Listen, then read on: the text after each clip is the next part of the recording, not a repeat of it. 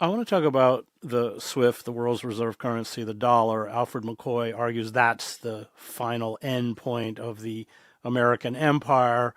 If that happens, that the dollar is no longer the world's reserve currency, the empire is impossible to sustain because the Chinese and others won't buy our debt, which is what treasury bonds are. Do you agree, and do you see that coming? I do not agree, and I don't mean to be disrespectful. Let me explain. The history of capitalism has always produced people who fetishize one or another aspect. It is a system, and it's as important in the reproduction of that system that the production of goods and services happens in certain ways, that the exchange in markets happen, and that money, as the kind of lubricant, if you like, plays the appropriate role. All of those things are necessary. Money, the US dollar, very important.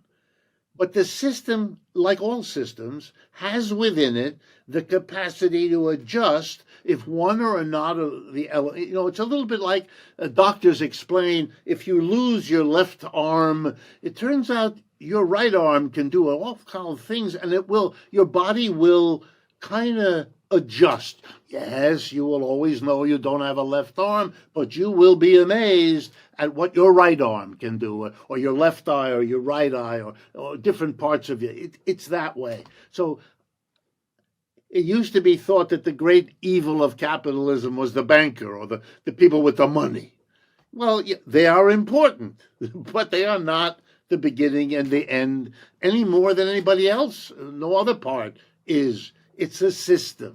So here's the way I understand it. Part of the decline of the empire is a diminution in all of the signs of empire. The sign of the British Empire was that the pound sterling was the global currency. We now know that the British Empire is a vague, fading memory because nobody cares about the British pound sterling. Just the British barely do, and nobody else. But Rick, when they dropped the pound sterling in the 50s Right. as the world's reserve currency, Great Britain did go into a recession, a pretty deep recession.